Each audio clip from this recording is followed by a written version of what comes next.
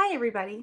My name is Pepper Basham, and I am the speech language pathologist at Appalachian Counseling and Psychological Services here in Asheville, North Carolina.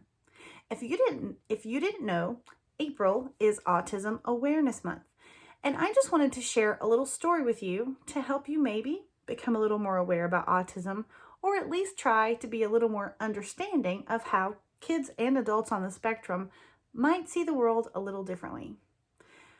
I worked with this one kid, let's call him Zach, who was just a super kid with a super mom. And I had seen him from the time he was about 3 with no words at all. He didn't speak at all. And by the time I moved here to Asheville, he was probably about 10, maybe 11. I had watched him grow in his language skills, in his social skills, in his ability to problem solve and make friends. I had this wonderful opportunity to watch him grow. I remember one time in particular, an example for you guys and for Autism Awareness Month. I remember one time in particular where I had to try to figure out how to see the world a little differently to help problem solve with mom a situation that was really breaking into her world. So, mom had said that she had to stop going to Walmart. There was no way she could go to Walmart ever, because every time she went into Walmart, her son, Zach, let's call him, would have a meltdown. As soon as they'd walk through the doors, he would break down, screaming, trying to run away. It was not fun. Can you imagine? I mean, nobody likes to have to try to deal with that and try to shop and know you're annoying other customers. So, Mom and I were trying to brainstorm what in the world could be causing this problem. I asked her, did he go into other shops fine? And she said yes.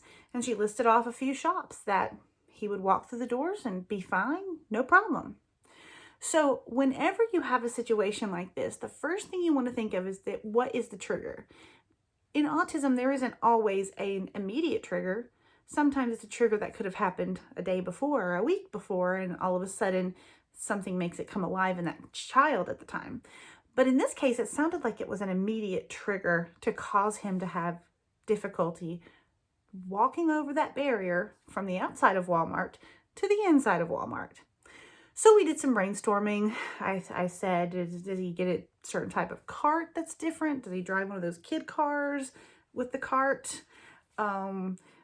Is there a different thing he's wearing on days you go to Walmart?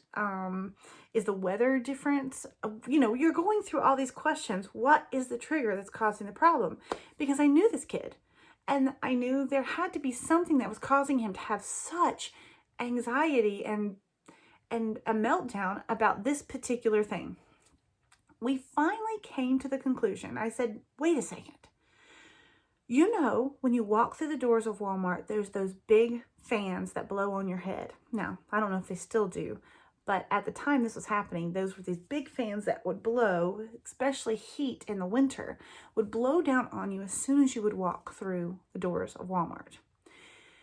Mom's eyes grew big and she was like, oh my goodness, he hates fans. And so the next time I said, here's what I want you to do. I want you to prepare him before you walk through the doors of Walmart. I want you to do either a social story, which is a story that prepares a child for success or how to behave, gives them the rules to behave so they understand why and what to do. Or just talk to him about it, because he had gotten to a point where you could kind of prepare him and he might be okay. So I said, Mom, I want you to tell him we're going to go into Walmart. There's a fan that blows in the doors of Walmart, but we're going to walk really fast through the fan. And once we get to the other side, you're going to be okay. But we'll just have to walk really fast. You can count to 3 if you want to, and we'll be on the other side. Now, Mom prepared him. She talked through it with him before going in the store, while they were walking toward the door, and right before they went into the door. And you know what? They made it through the door of Walmart. He whimpered a little bit, got through the other side on the count of 3, and realized the fan was finished. And he didn't have to be afraid. Lots of times when we're thinking about autism and we see children misbehaving in our mind, misbehaving, sometimes it's a good idea to step back and go, what else could be happening here? Sure, there are kids who misbehave because they are not getting what they want, or they are angry, or whatever the case may be. But there are also children whose behavior looks different than ours, and it's because they're afraid, because something's happened to send them into this fearful mode and they don't know what's going to happen next. That happens a lot of times with our kids on the spectrum and our adults on the spectrum. And I think understanding that a little bit helps us be more compassionate as we walk back into our worlds, whether in Walmart or somewhere else, and show compassion all the more. I hope you guys have a great day, and I hope you enjoy celebrating Autism Awareness Month. Thanks a lot.